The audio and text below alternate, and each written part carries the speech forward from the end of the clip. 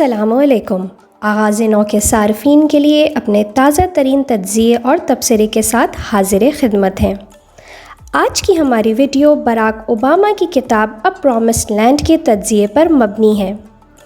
سابق صدر نے اسامہ بن لادن کی پاکستان میں ہلاکت کو خوشی کی خبر قرار دیا تھا۔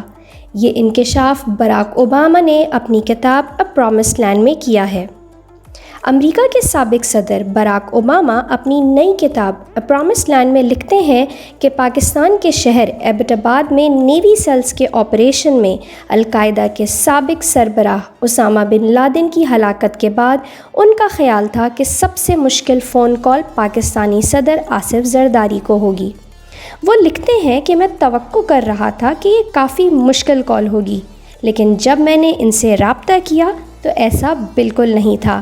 ان کا کہنا تھا کہ جو بھی رد عمل ہو، یہ بہت خوشی کی خبر ہے۔ اوباما مزید لکھتے ہیں کہ صدر آصف زرداری اس فون کال پر واضح طور پر جذباتی تھے اور انہوں نے اپنی اہلیہ بے نظیر بھٹو کا بھی ذکر کیا، جنہیں القاعدہ سے منسلک شدت پسندوں نے ہلاک کیا تھا۔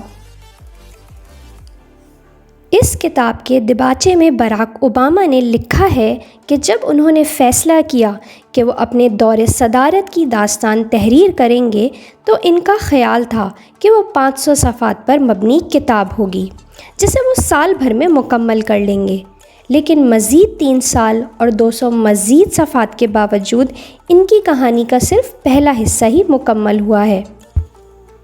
یہ کتاب براک اوباما کے بچپن سے لے کر ان کے پہلے دور صدارت کے سب سے اہم واقعے مئی 2011 میں القاعدہ کے رہنما اسامہ بن لادن کی ہلاکت تک کے واقعات تک محدود ہے۔ وہ اپنی آپ بیتی کا دوسرا والیوم لکھ رہے ہیں، لیکن یہ واضح نہیں ہے کہ اس کی اشاعت کب ہوگی۔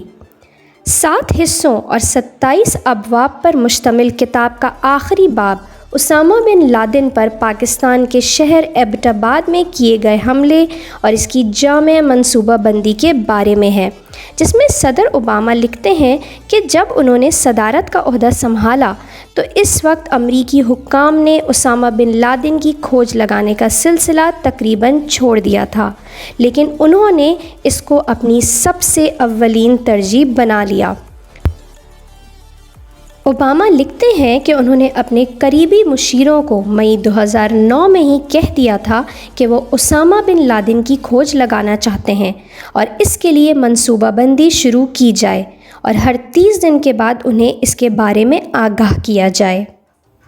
اس بارے میں امریکی صدر لکھتے ہیں کہ ان کے لیے سب سے ضروری امر یہ تھا کہ اس منصوبے کو مکمل طور پہ خفیہ رکھا جائے، اور نہ صرف امریکی انتظامیہ میں نہایت گنتی کے کچھ لوگوں کو اس کے بارے میں علم تھا، پاکستانی حکام تک اس منصوبے کی بھنک نہ پڑنے دی گئی۔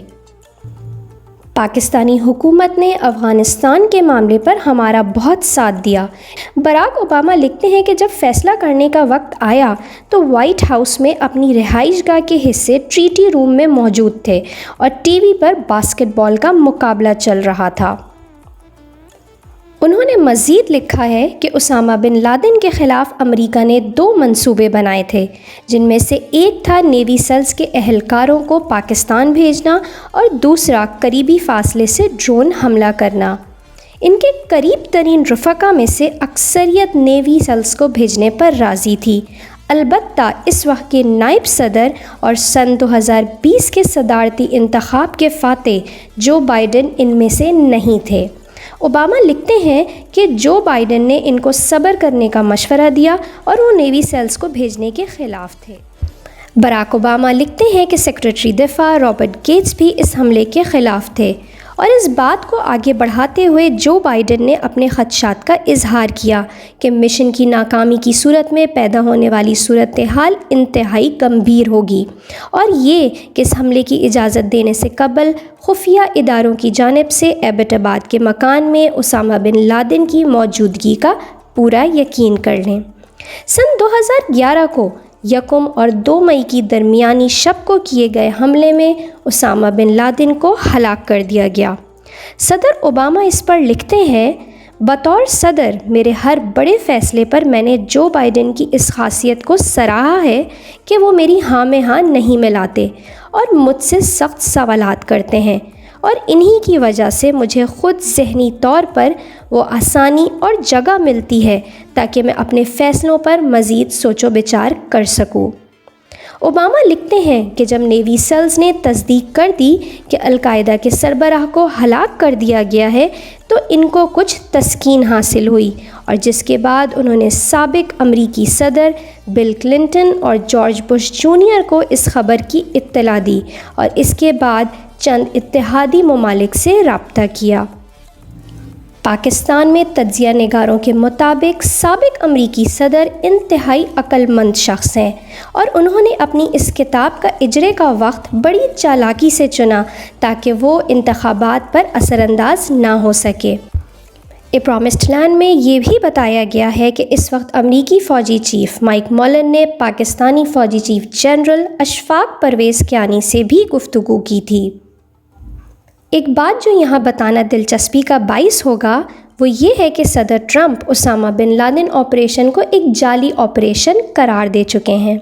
سوچنے کی بات یہ ہے کہ آخر اتنے اہم عہدے پر بیٹھا شخص یوں ہی کوئی بیان دے دے۔ ایک سوال اور اٹھتا ہے کہ اسامہ بن لادن کو زندہ کیوں نہیں پکڑا جا سکا تھا، اور عجلت میں اس کی لاش کو سمندر برد کیوں کیا گیا؟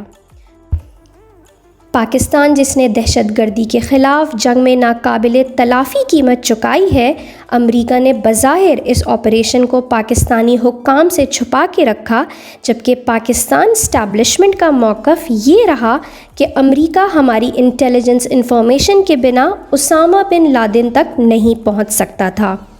اور کافی سوالات اٹھائے جا سکتے ہیں، مگر شاید ان کا تسلی بخش جواب دینے والا کوئی بھی نہیں ہے۔ ہماری ویڈیو اگر آپ کو پسند آئی ہو تو شیئر کریں، چینل کو سبسکرائب کریں۔